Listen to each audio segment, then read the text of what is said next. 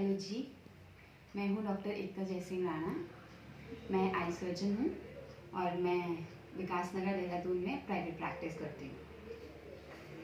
आज मैं चाहती हूँ कि अपने पेशेंट्स को काला मोतिया के बारे में कुछ बताऊँ ताकि वो इसके लिए अवेयर हों और इससे हमारी आई ब्लाइंडनेस मतलब कि नेत्रों की रोशनी बचाई जा सके, उसके लिए कोशिश करेंगे। हमारी आँख में दो तरह के मोतिया होते हैं, सफ़ेद मोतिया और काला मोतिया। सफ़ेद मोतिया तो जनरली एज के साथ होता है, उसकी और भी वजह हो सकती है but most commonly with age होता है। इसके अलावा होता है काला मोतिया। ये इसमें कोई चीज़ आँख में काली नहीं होती।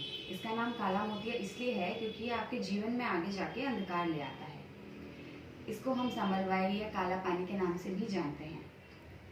काला मोतिया अब क्या होता है मैं आपको थोड़ा डिटेल में समझाऊंगी। काले मोतिया ऐसे होता है, हमारी आँख में एक फ्लूइड होता है जो कि कॉन्स्टेंटली बनता रहता है और ड्रेन होता रहता है, मतलब कॉन्स्टेंटली बनेगा और निकलेगा एक कैनाल से।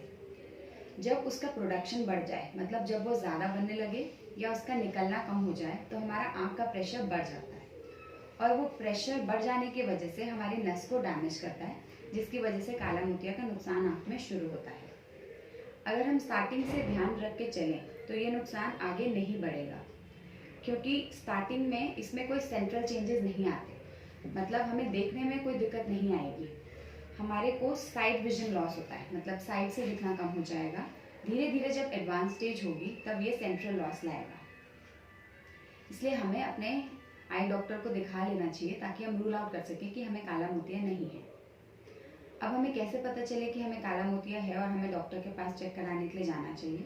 तो इसके कुछ रिस्क फैक्टर्स हैं जिनको ज़्यादा चांसेस रहते हैं काला मोतिया होने के, जैसे कि जिन लोगों को शुगर, बीपी या फिर कोई चोट की हिस्ट्री है, कभी आपको कोई चोट लगी है आँख में या सर में, ठीक है, या फिर आपको आपकी एज मोर देन 60 ईयर्स, आप 60 ईयर्स से ऊपर की एज के हैं, उन लोगों को ज़्यादा चांसेस रहते हैं। इसके अलावा अगर काले मोतिया की शिकायत आपके परिवार में किसी को है और डायग्नोज हो चुकी है तो पूरी फैमिली में वो आने का रिस्क रहता है, मतलब नेक्स्ट जनरेशन में ट्रांसमिट होने का रिस्क रहता है, जिसको कि हम फैमिली हिस्ट्री बोलते हैं। तो हम चाहते हैं कि अगर किसी को फैमिली हिस्ट्री है ग्लॉकमा की तो उनके बच्चे या उनकी फैमिली को चेक कराना चाहिए ताकि वो रूल आउट कर सके कि काला मोतिया नहीं है और आगे इसकी रोशनी जाने से बचाई जा सके। अब हम काले मोतिया के इलाज के लिए क्या करते हैं, उसके लिए मैं ये कहना चाहूँगी, as prevention is better than cure. मतलब काले मोतिया का इलाज लेट स्टेजेस में नहीं हो पाता है, लेकिन अगर हम टाइम से ध्यान रखें और अपने आई डॉक्टर से चेकअप करा लें तो काला मोतिया से बचा जा सकता है। इसका इलाज आई ड्रॉप से ही संभव है